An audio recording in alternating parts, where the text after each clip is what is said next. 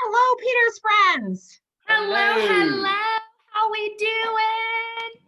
So good. It's so good to see you guys. It is Y'all so too. good to see you guys. I'm going to share our screen with you if that's okay. Of course. Let's see if we can get this. I was having a little bit of technological difficulties this morning, but we're going to. There we go. Can you guys see Looks that? great. Yes, totally. Awesome. You can also see these terrible lights behind us. Yeah, I'm trying to position my head where I cover that spotlight. So we're working from home today because our basement flooded last night. No. Oh gosh. Too bad, Have you but- guys had a Yeah. lot of rain or what's going on? It was our HVAC. Ooh. And so everything's fine. I mean, and we're actually down in part of the basement right now. Yeah, we had to stay home to wait on workers to come. So if you guys hear doorbells or who knows what, that's why. We totally understand. Well, thank you guys so much for being here. I'm going to do a quick introduction. I will tell you that most of the people on the call are very familiar with the two of you because you were our favorite class that was taught all of last year. Everybody still raves about it, and we're back for more. So thank you so much for being here. And we do have a couple of new people on the call, so I'm just going to take a second and do a quick introduction. We are so excited to have you guys here. Leslie and Andy Peters, an incredible success story. They are in the top 1% of all of KW. They're the #1 team in the Southeast region, and 85% of their business is repeat and referral. So when we talk about marketing to our database, they live it and breathe it, and truly run a top-notch 36 touch program. And we all know that can be really impactful for our businesses. And we're looking forward to learning more from you guys. It's great to see you again. And let's just get started. Awesome. Thank you guys so much for having us. So we should be with you today. We're so sad we're not there in person. In fact, our daughter's really sad because we were going to bring her. Yeah, we brought our son last year. Mm-hmm. And we stayed at the Mall of America, that JW Marriott, and he enjoyed riding the rides. And so our daughter was quite jealous. So we said, all right, we'll take you next year. Yeah, so we're missing being with you guys today. So when we pivoted this class today is about an hour of our 3-hour full 36 touch class. So we're just gonna hit the high points of that class.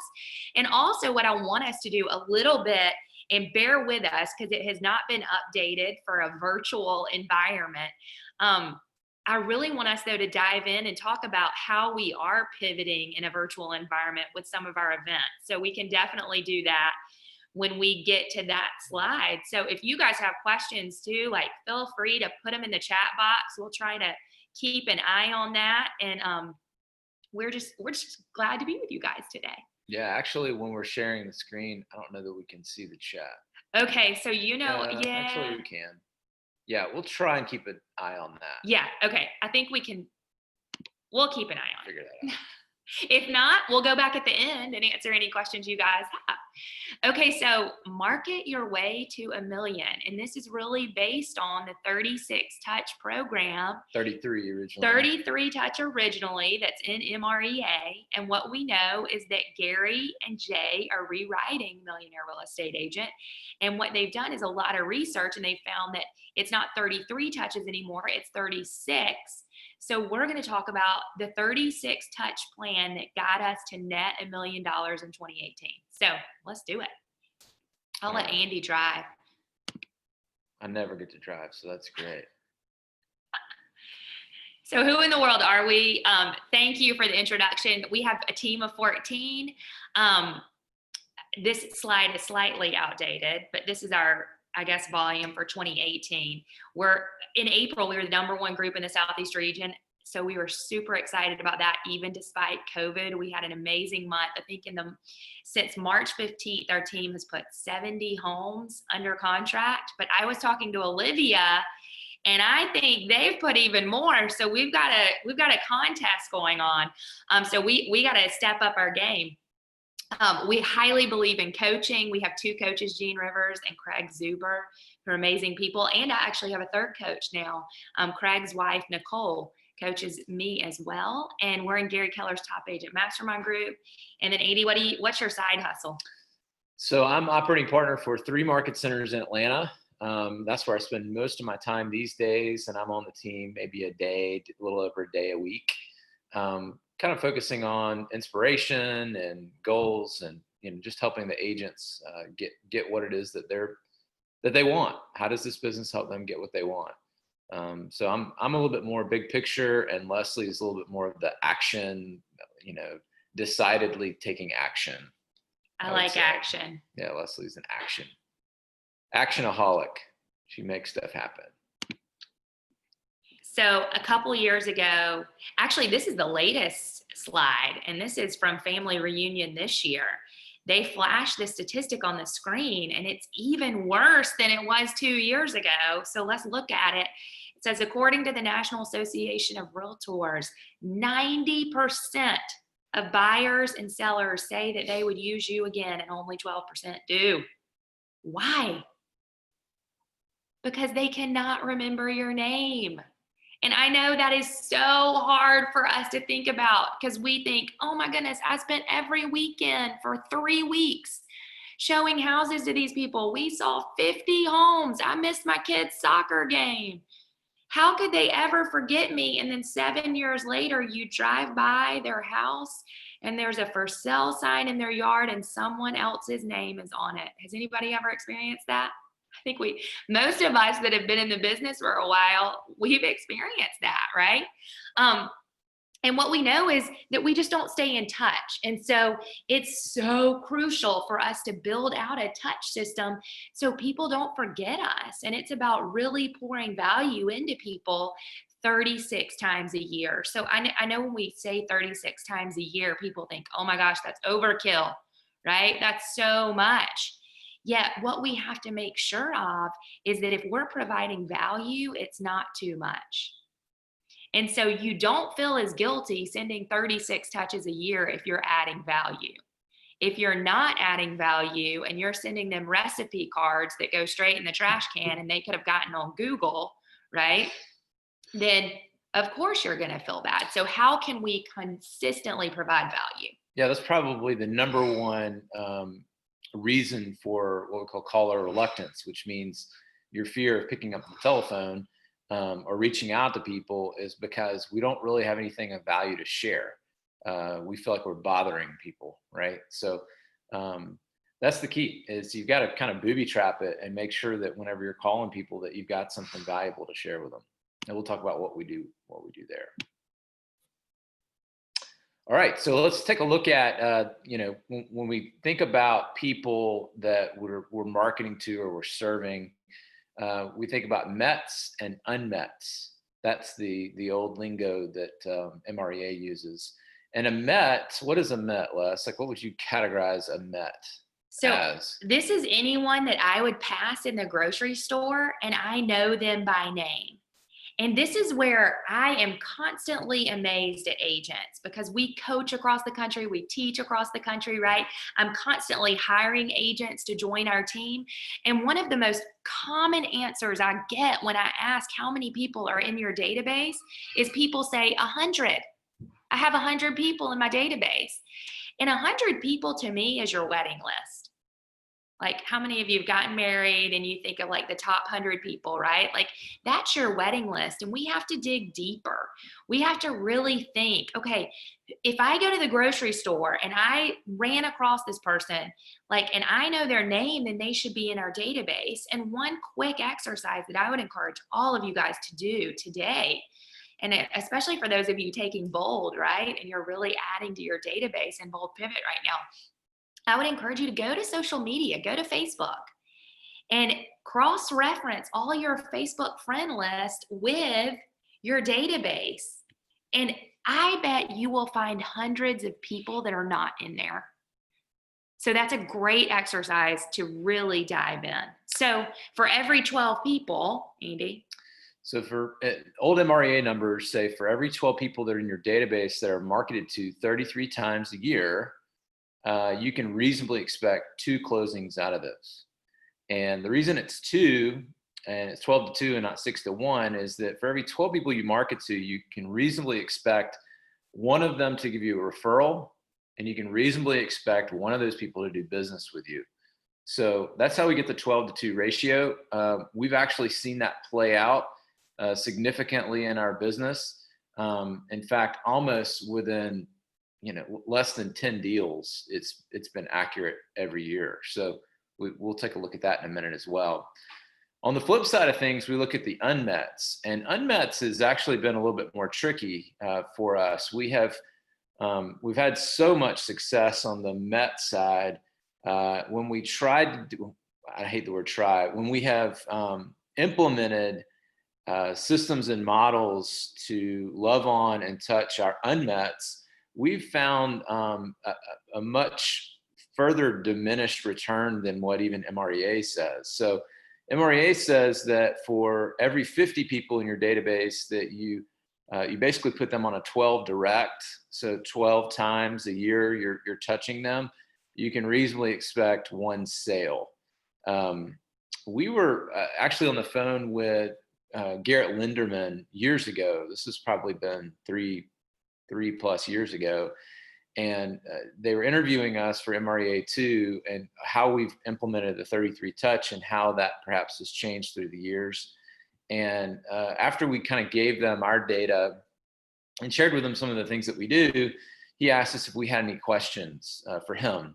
And this was actually something that was kind of eating us alive, because everything that MREA said about METs worked, and everything that it said about unmets didn't work as well. So we asked him, we're like, hey, what is the research showing? And he said, well, I don't have all the research yet. However, it's safe to say that that number is going up considerably. And in our experience, because we've geographically farmed for years, this number is more like 1%, like 1 in 100 instead of 1 out of 50. And it virtually has the same conversion rate as you would just any internet lead. And for those of you who work internet leads know that, if you get anything over a 2 to 3% conversion, like that's awesome on an internet lead, a cold internet lead. But that's what these people are. They're kind of cold. They're cold contacts, right? So where do you really want to be focused in your business? I mean, if you like doing business with a bunch of people that you don't know, and you're okay with doing, 10 times the work, maybe you do unmets. For us, we would much rather do business with people that we know and like and want to be in business with. So we focus on the met side of the business. Anything you want to add there?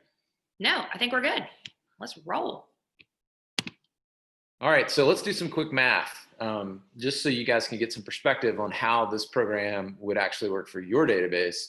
So if you took 100 METs within your database and you were marketing to them, again, using old MREA numbers at 33 times a year, you could reasonably expect around 17 closings. Now, like Leslie said, 100 people in the database, like that should be very easy for you to get to. But look how these numbers start adding up. At 500 closings, you're looking at 500 MET in your database, you're looking at 83 closings. And of course, at 1,000 people in your MET database, you're looking at 166 closings. Now, for most people, 166 closings, I'm not sure what y'all's average commission price is per unit, but I would guess that 166 units makes you a gross $1 million team at that point. Is that a safe assumption? So the aha with this really is that this is a race to 1,000 METs. How fast can you get to 1,000 METs and systematically touch them in a way that compels them to do business with you? That's the trick, right? That's the goal. So right now, Andy and I have 1,383 METs in our personal database. And As of today. As of today. As of this minute. 1,383, unless one has been added that I don't know about since we got on this call. So I think it's so important to know how many people you have in your database and have a plan to grow your database. So we know for our team, all of our team, we have 2,000 METs, and that includes our team members. Well, what we find, guys, is some of our team members do a really great job keeping in touch with their clients or their METs, and those team members actually have amazing results with their database. Yet on the flip side, we have team members that aren't really into their database. Or that aren't from Atlanta, don't have a database, and it's a little bit more of an uphill battle for them. And you can really tell the difference between people who really love on their database and it really performs well versus people who just kind of market when they want to or touch base when they want to. So it really requires a systemized plan. On the unmet side, this is just to give you some perspective using MREA numbers. We already said we think these numbers are wrong, and they're surely going up in the new MREA too. So 1,000 METs, they were suggesting 20 closings. We think that's probably unmets. I just realized I have an error on the slide. Those are typos. So 1,000 unmets marketed to 12 times should actually be more like 10 closings versus 20 closings. So just an aha there. Perfect. All right, so this is I'm gonna move this up here so we can see a minute. This is a look at the kind of the history of the Peters Company, and this is more than just numbers on a page. This tells the story, right? There's a lot of things that happened here in terms of personnel, adding a personnel, and most importantly, adding numbers of people to the database. So do you want to start it? Yeah, absolutely. So any new agents here? I hope so. Hope there's some new agents on this call. So in 2006, I was a brand new agent, and I actually was only a part-time agent because I was still teaching school full-time. I taught first grade, and I had 22 little first graders that I would teach, and every day after school, I would drive to my Keller Williams office, and I would work real estate and really try to learn the real estate market. And so in 2006, I closed 12 deals part-time, and I had our first baby that year. And that was 100% database business. And at that time, guys, I had about 100 people in the database because I didn't want to tell any teachers that I was working a side job because I didn't want to get under the microscope at school. So I closed 12 deals that year, and it was literally through sending one mailer every single month to the database of about 100 people. And I made as much that year as I made teaching. In fact, I made more. And I had my master's in teaching, by the way. And so I said, you know what? Time to go, time to get into real estate full time. And jumped into real estate and basically doubled my business in 1 year. And guys, I'm not from Atlanta. Andy's from Atlanta. So it was mainly Andy's database and our college friends that we were really working. And then in 2008, I hit 25 units again. And what I want you guys to see here, because I think this is really important, is when you hit the same level of units 2 years in a row, you're typically missing someone. And a lot of times we think it's something that we're missing. And it's typically not a thing. It's typically a person that you're missing that really will take you to the next level. So in 2008, I kind of felt like I was maxed out. I had 2-day-a-week childcare, a 2-year-old, and Andy was traveling Tuesday to Friday every single week. And so he was on the road, and we didn't have any family in town. So it was chaos, right?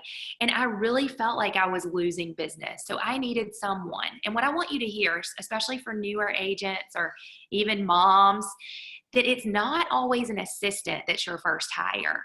Sometimes that first hire is a full-time nanny. And in 2008, if we'd have hired a full-time nanny, I'm certain that I could surpass that number, right? I could have broken through that ceiling that I continued to hit. Yet I didn't really want a full-time nanny. Who I really wanted was this guy. because Andy was on the road Tuesday through Friday. He was in sales. And I knew that if we could partner together, my business, his sales, like we could really crush it. And so after a lot of crying and begging, in 2008, Andy jumped ship and got into real estate. Yeah. I had $150,000 salary, or maybe it was 125, and then I had some benefits and whatnot. It was about a $150,000 job. And I was making that in real estate. Yeah. I had a $30,000 a month expense account. I stayed at the nicest hotels. I ate at the nicest restaurants. And yet I was dealing with people that, there's a lot of burnout, like retread salespeople, career salespeople that had been in multiple industries. They had baggage. And I don't think I ever really learned leadership, having to work with these type people, because they were not people that I really enjoyed leading. It was more management, right? And so while financially is a little bit of a tough decision, career-wise, it was an easy decision. And so 2008 seemed like a great time to get into real estate. I gave up that salary and go to work with Leslie. I actually had a side table. At my old job, I had the corner office. I had the big desk. It was probably a 300 square foot office. I mean, it was huge. And I went to a one-person office that was Leslie's office and had a side table shoved in the corner, and I became known as Leslie's husband. And that was like, I hate being the new guy. So I was very motivated to apply the same work ethic from corporate world into real estate. And, keep in mind what was going on. There was a lot of blood in the streets. There's a lot of fear, much like what we've just been through in the last 3 months, except this was more prolonged, and it was a different kind of a crisis fueled, we all know, by the financial side of the mortgage business. And so we just had to get after it, right? And I didn't add any more people to our database when I joined, because Leslie was already marketing to my people. And all we did is we just gained like leverage, one more healthy back. I mean, that's all we did.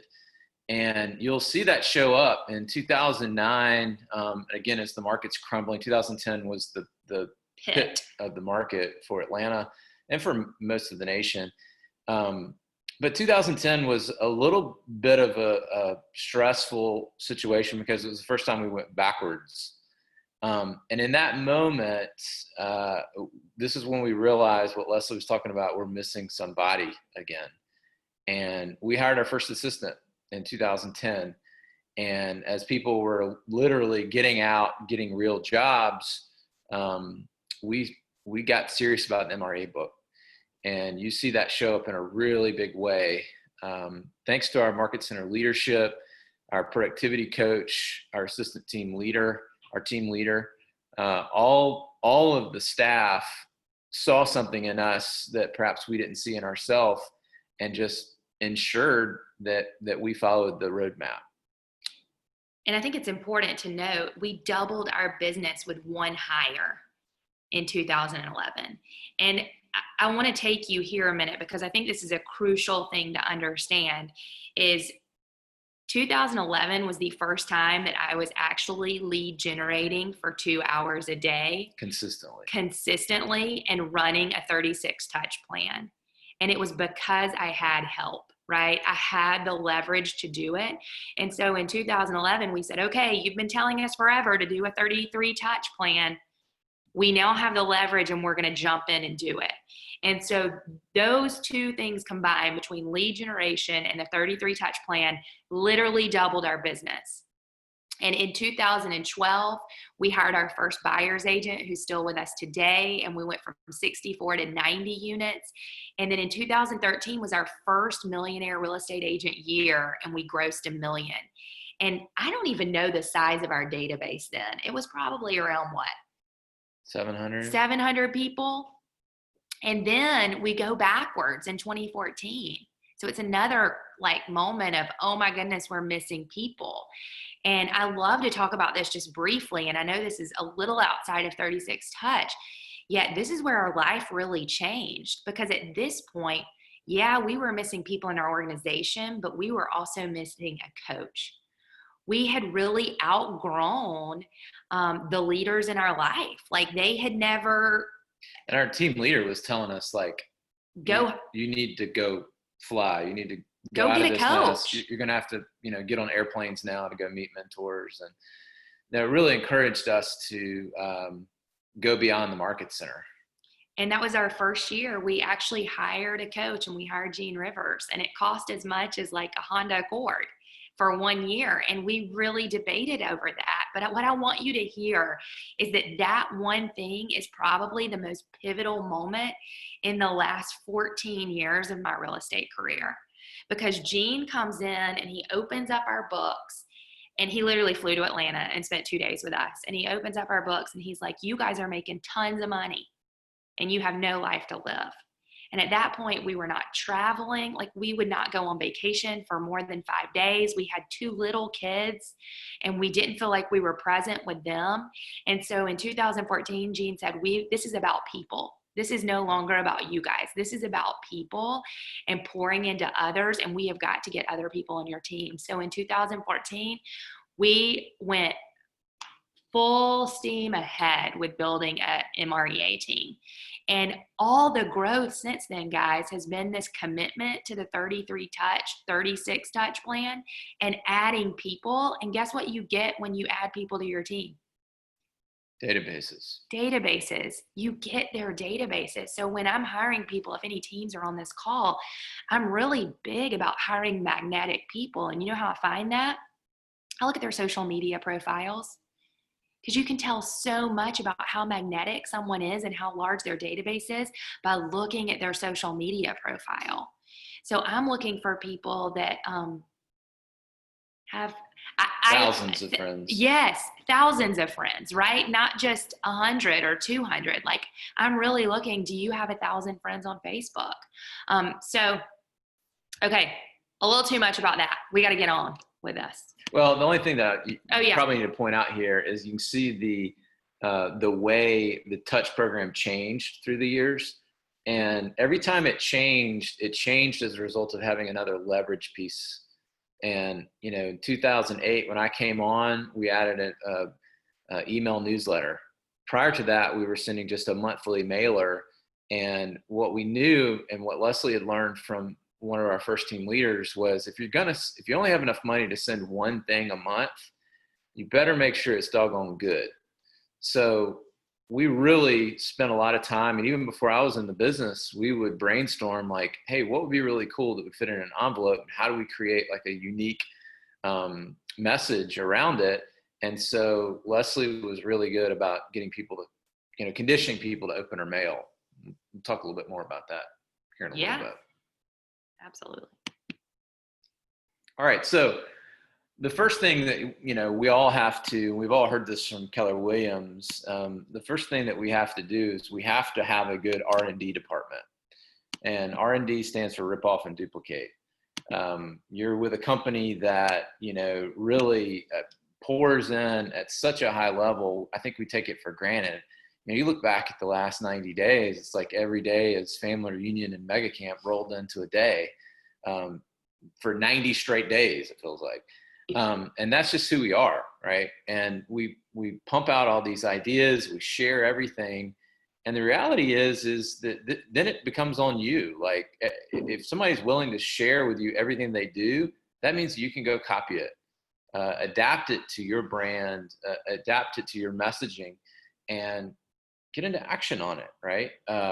Sometimes a lot of people have roadblocks around, whoa, God, I can't do that because somebody else is going to do that. Somebody else is going to do that same idea. And the reality is that nobody has the same database. Every database is different.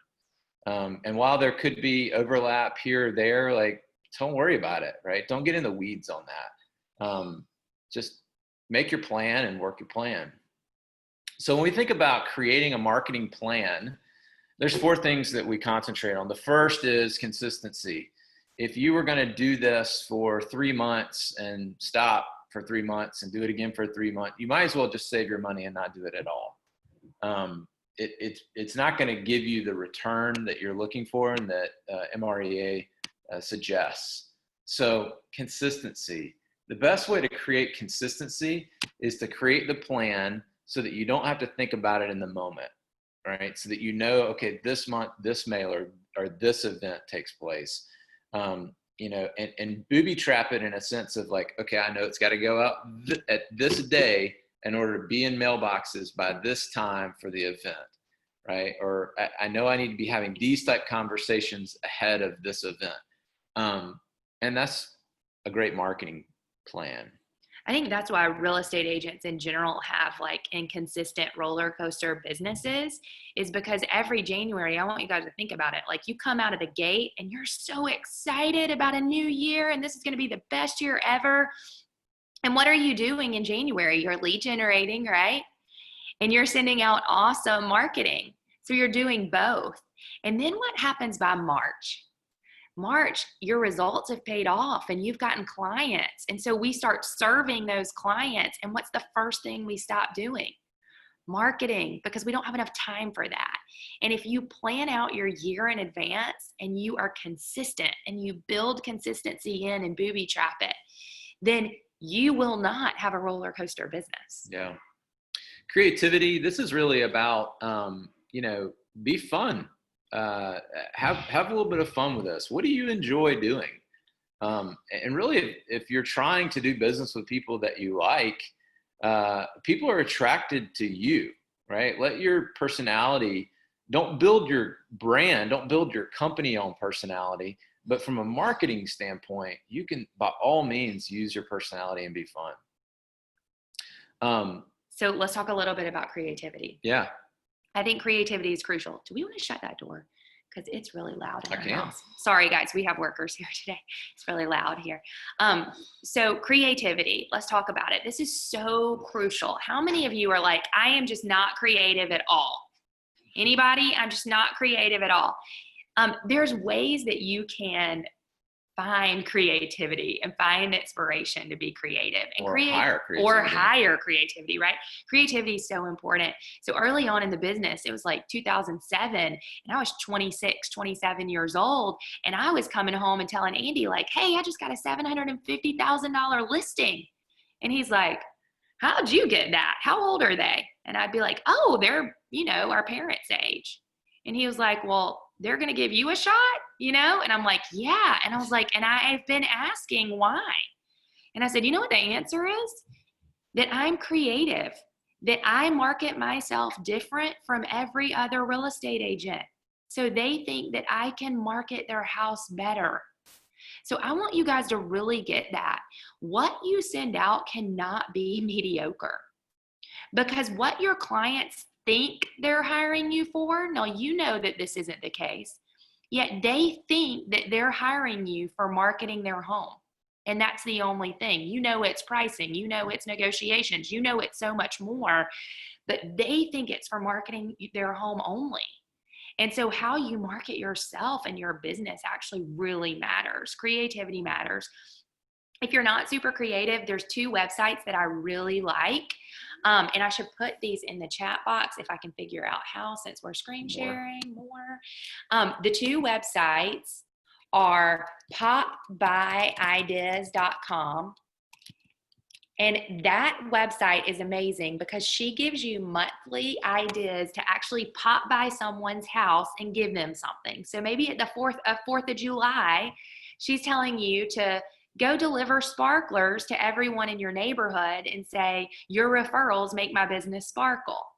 Well, if you guys have a database of 100, guess what? That's really easy to do. You could schedule pop buys and do 10 a day for 10 days. Yet what happens when your database gets really big? You can't do that anymore. Yet I still use that website for scalability because I love her taglines. And then I'll go to the second website, which Andy's typing in right now. And that website is orientaltrading.com. And here's the thing. You can buy really cheap things by the dozen that will fit into an envelope on Oriental Trading. So let's talk about that sparkler idea for the 4th of July, right? Instead of sparklers, I went to that website and I found these fireworks classes that make fireworks crazy. I think I told you guys this last year when we were here. And so those actually fit into an envelope. We've done that with tons of things. So if you're not creative, there's ways to do it. So there you go. Cohesiveness is really about brand. This is about look and feel. And, many great things about Keller Williams. One of my favorite things about it is how they allow you to build your own brand, and then the power of the largest real estate company in the world comes up behind you and supports you. After marketing to a database for 14 years, the reality is most people don't even realize we're with Keller Williams. Like, they know the Peters Company, they know our brands, they know our logo. And if we were to leave Keller Williams, they probably wouldn't even realize it, right? That's actually one of the awesome things about KW. So really analyze, like, when you think about mission and vision and values, like, what's important to you, and tie in a logo, tie in your colors. All those things are important. So you want to make sure that your mailers have that same look and feel as your website, that you've got signage at your events that, again, is cohesive. You want to make sure that your messaging is cohesive. This is a little bit of a hack that we'll talk about on the next call to action. But I love, Leslie's got a story on when she first got into the business. You were how old? 26. 26 years old. And I'm just 30 now. Right. And well, they're laughing. So Wrinkles. At 26, see what real estate does to you after 4 years. At 26 years old, there was a challenge that, hey, like, I don't want to be looked as like a newbie or some young kid. So what did you do? Yeah, so I was 26 and I was thinking, gosh, how can I make myself look older? And how can I make my brand feel older, right? To appeal to a larger audience so they don't think I'm young and dumb, right? And so I found this really old door knocker that was brass, and we actually branded me with like this antique paper look and this old brass door knocker so I would look old ladyish. And then fast forward to when we hired our first marketing director back, I think in 2014, she comes in and she has a graphic design degree, and she laughed and she said, who came up with this like antique paper and brass logo? She's like, we got to modernize you guys. We got to make you look younger. So we still kept the door knocker. And I think that's what I really want you guys to think about with cohesiveness. When people see a door knocker, they think the Peters Company. And we've kept that throughout the 14 years in this business. And that door knocker means something to us because a door opens what? Opportunity. So that door knocker, it knocks on doors of opportunity and opens them. Well, our mission on our team is to create massive opportunities for others through real estate. And so the door knocker symbolizes that. So everything we do is tied to it. Our newsletter is called the door knocker.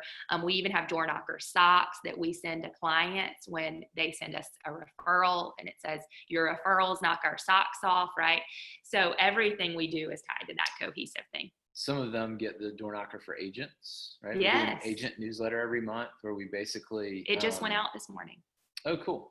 Where we kind of demystify an event or a mailer or an idea or, some sort of ritual that we have on our team, and we explain the why behind it and explain the what behind it, and always generates, additional questions from agents. We're always happy to help people share what it is we do.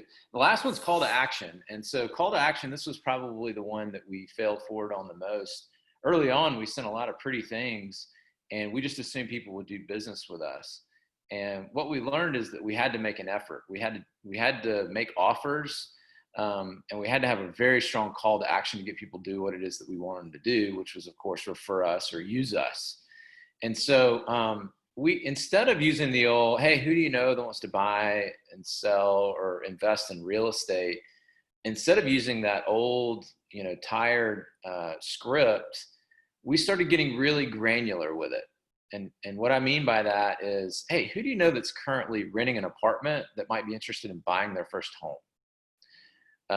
Hey, who do you know that might be interested in building wealth by investing in real estate? Who do you know that perhaps finds himself in an empty nest situation? Their kids have gone off to school and maybe they're stuck with a house that they don't really need anymore. Who does that make you think of? So with those more granular call to actions, we can kind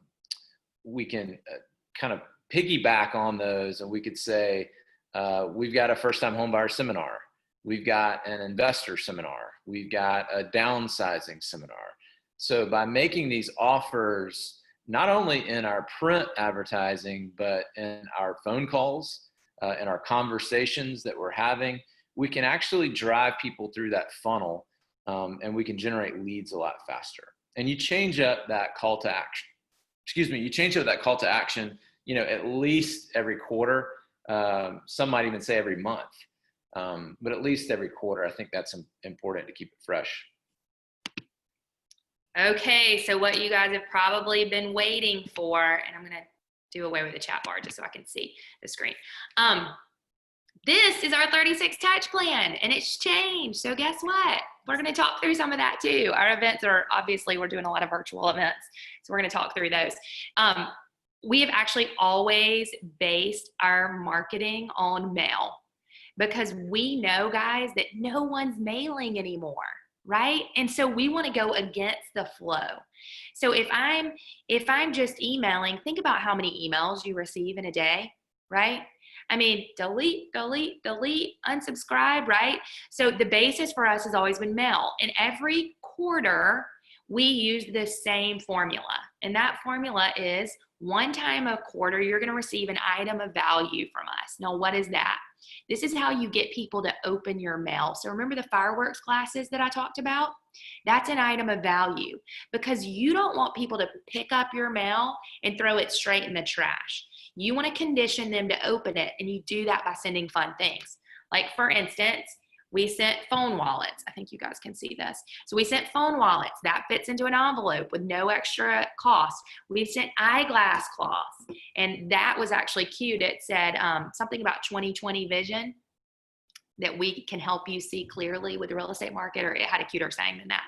So send something of value once a quarter that's going to cost a little bit more, yet it costs a little bit more, yet it sticks around. It has legs. They're not just going to throw it away.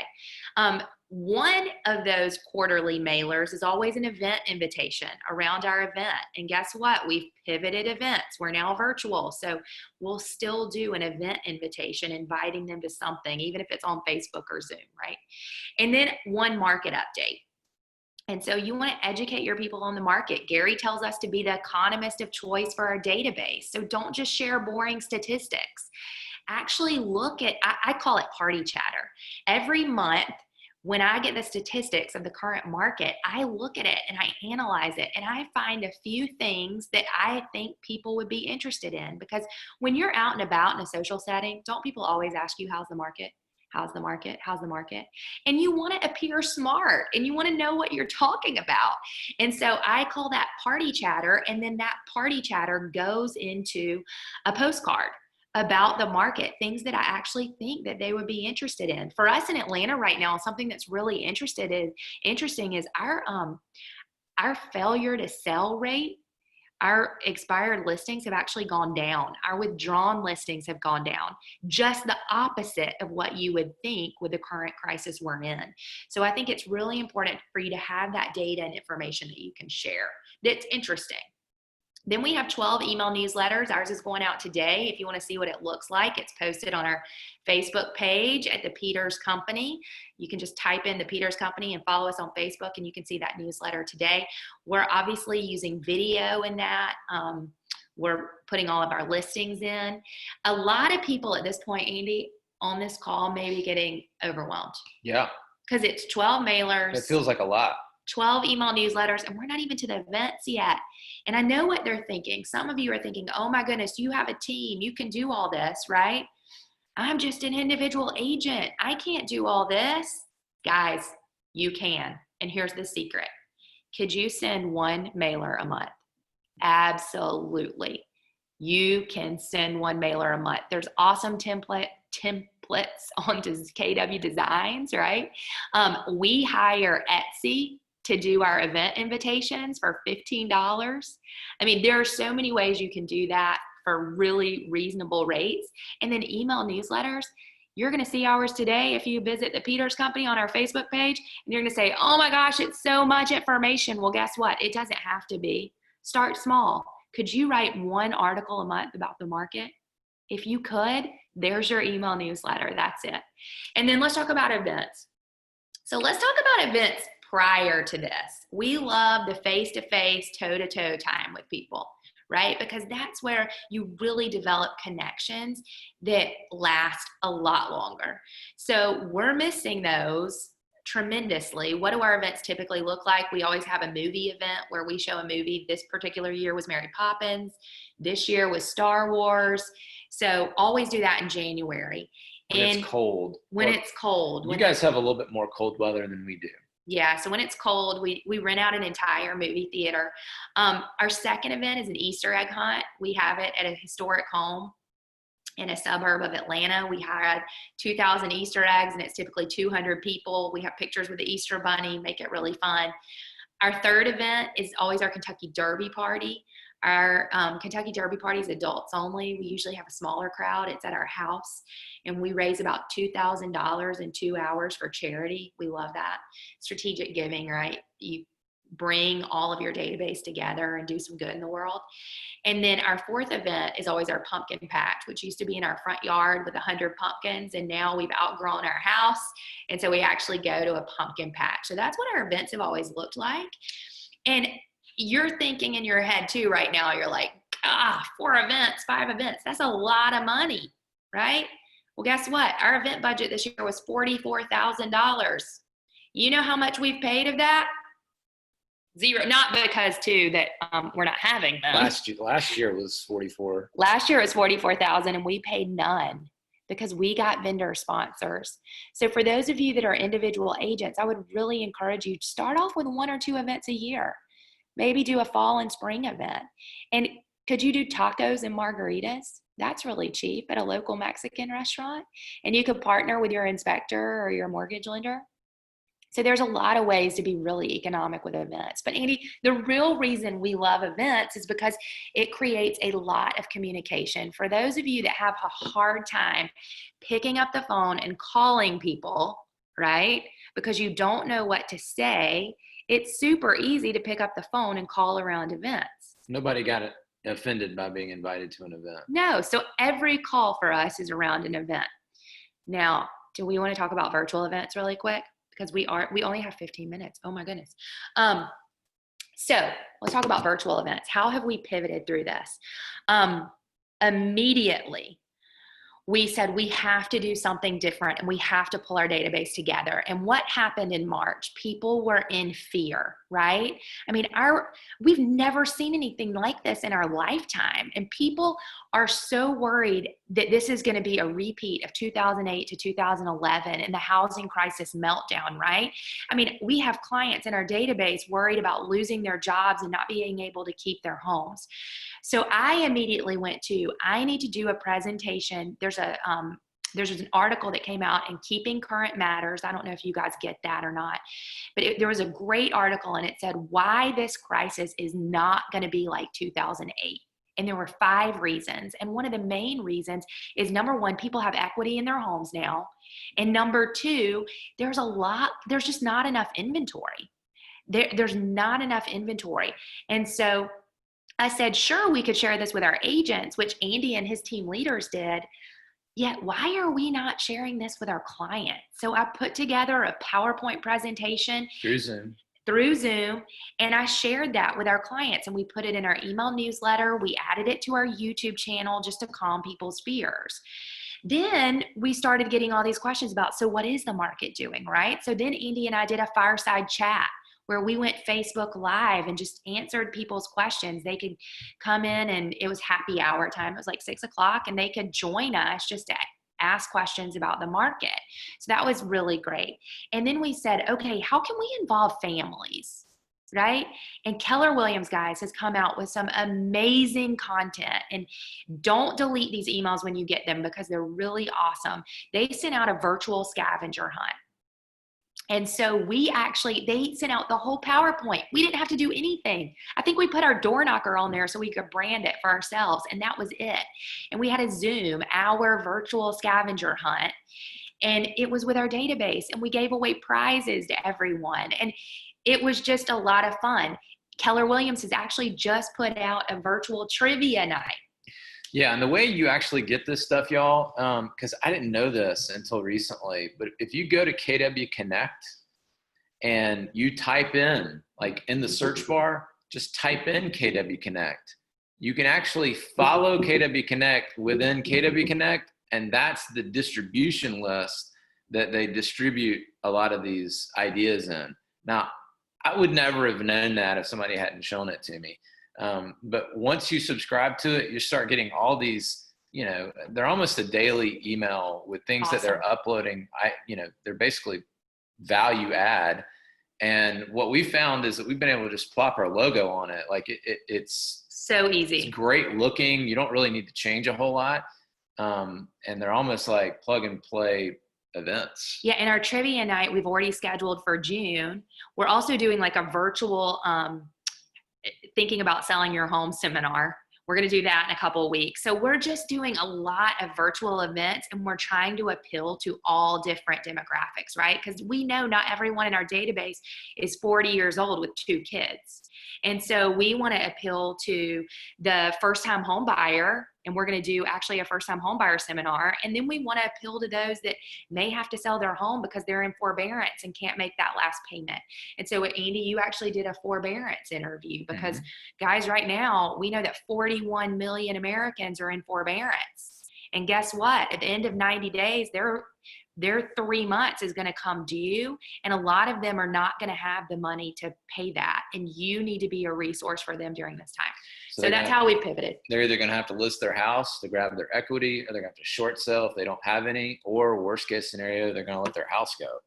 So there is a potential coming down the line for listings, and the key to this really is to be caring. In the last downturn, we had so many short sales.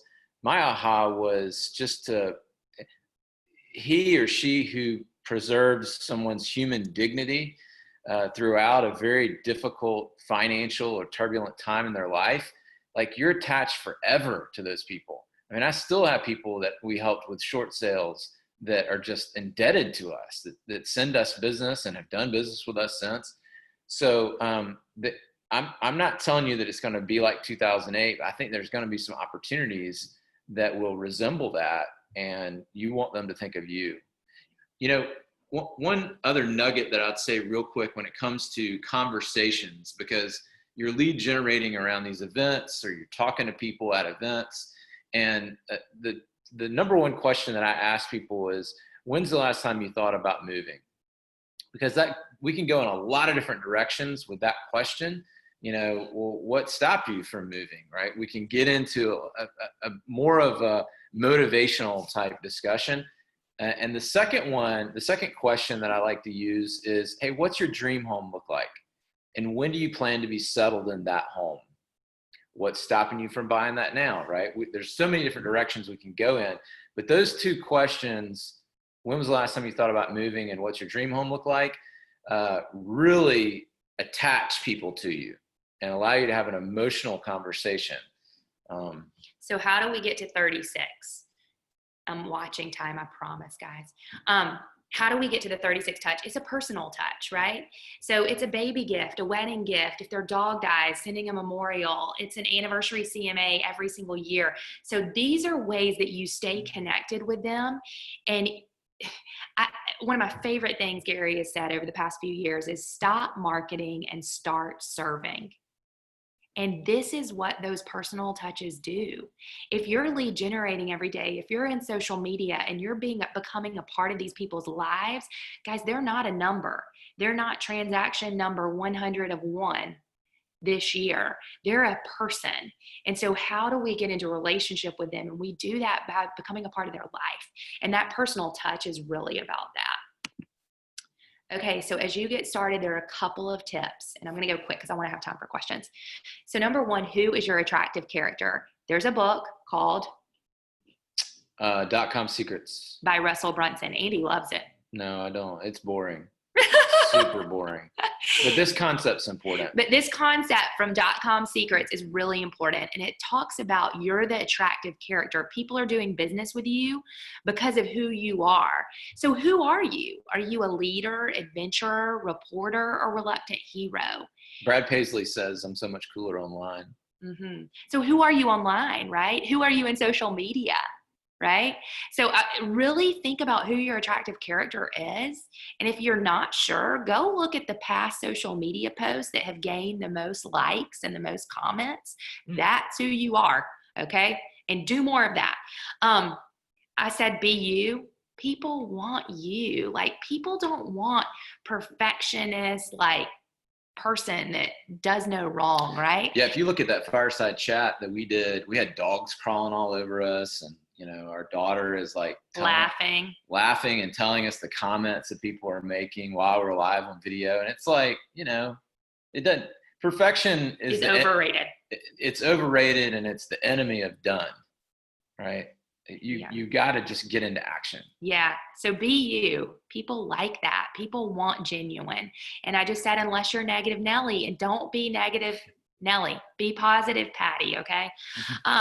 People are not connected to what you do. They're connected to the why you do it. Guys, one of my favorite books is this book, Start With Why by Simon Sinek. And when you truly find out your why, people buy that, right? Like, people buy and support businesses that they believe in. And so why do you get up every morning and do this real estate job? Like, figure it out, because the minute you figure it out, that's when the business is really going to pour in.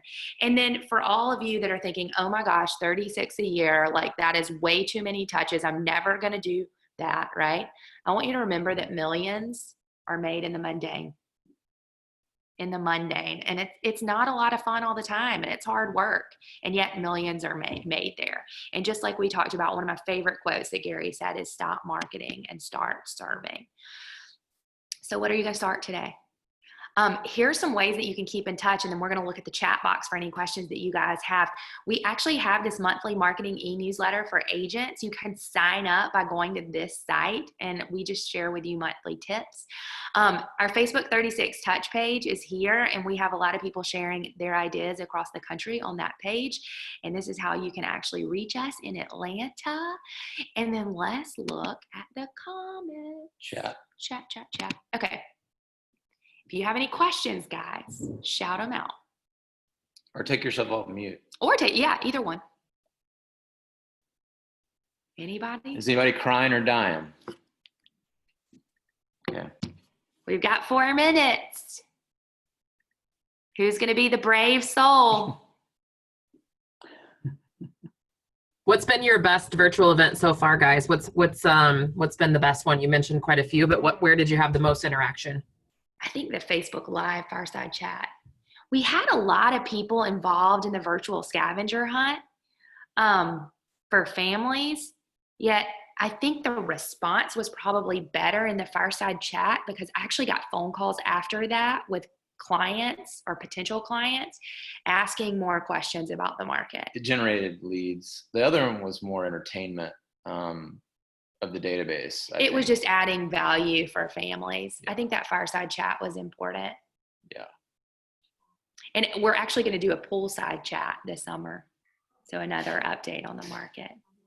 Yeah. Then the next one being the trivia night. So we learned a little bit from the scavenger hunt, and we'll kind of implement that into the trivia night. Somebody asked, how do we invite clients to our virtual events? I love that. Great question. So a lot of different ways, lead generation around it, right? So we're actually lead generating and inviting them, text, email, phone call. We're also social media posts. Instagram and Facebook have been huge. And then we were not doing this originally because we were kind of just coming up with these events on the fly. Yet now, because we've had some success, we're actually planning them out more in advance. And so our newsletter that goes out today, our email newsletter, that's actually going to have the invitations for the next months of events on there. So a few different ways. Yeah, I think there's a comment about single agents and new agents. And, I have about 1,000 agents within our organization, within the market centers. And so, I'm really sensitive to that. I would tell you, though, that even a single agent has room for leverage in their world. And like Leslie alluded to, a leverage piece might be a nanny. It might be a housekeeper. It might be a yard guy. Like it might, that is leverage. And it says when you're not at the point of hiring a marketing specialist, which resource do you recommend? And guys, interns have been awesome for us in the summer. I just read an article this morning that there are more students. Morning Brew said there are more students out of work than there have ever been in history. And it's because internships were canceled. Their summer lifeguarding jobs got canceled, right? So could you go hire a college student this summer? We have one on staff this summer. Guys, they can do amazing things, and they're so tech savvy. They could get in command and create mailers with designs, right? So don't be afraid of hiring like a marketing student out of college. So trivia nights, you can go to KW Connect and it will tell you exactly how the trivia night is set up. So go check it out there. And we just ripped it off and duplicated it. Straight from KWRI. Oh, what's the most popular mailer that we send out? And I think that might be our last question. And the SEC. So football's kind of big in the South. Just a little bit. And so we send out an SEC and ACC mailer. With a football schedule for the whole year. Yeah, like a helmet schedule. You probably have seen those. And like people get mad. Like if that thing hadn't gone out at least 30 days before football season, like people are emailing us about it. And you would think, God, in this virtual world and such a connected world, people just look at it on their phone, but they actually like the physical nature of that mailer because it's a full page postcard and they put it on their refrigerators or thumbtack it on their boards. And so that's created a nice tradition. Yeah, for sure. Guys, thank you all for having us today. Thank you guys so much. Oh, it's been fantastic. I want to remind everybody that tomorrow at 9 a.m. we're going to be having a mastermind around these topics that Andy and Leslie shared. So we're going to turn all of your pages of notes. If you're like me, you took pages and pages. So we're going to turn them actually into an action plan. So where can you start putting these things into practice, and we'll do a little masterminding. So thank you guys so much. Once again, you exceeded our expectations. Thank you for cramming so much into 1 hour, and thank you for the gift of your time. We adore you guys. We look forward to being together physically again soon, and we just wish you good luck with your basement and stay healthy, and we'll see you soon. Thank you guys. Thank Bye. you. Y'all have a great day. Good luck with your mastermind.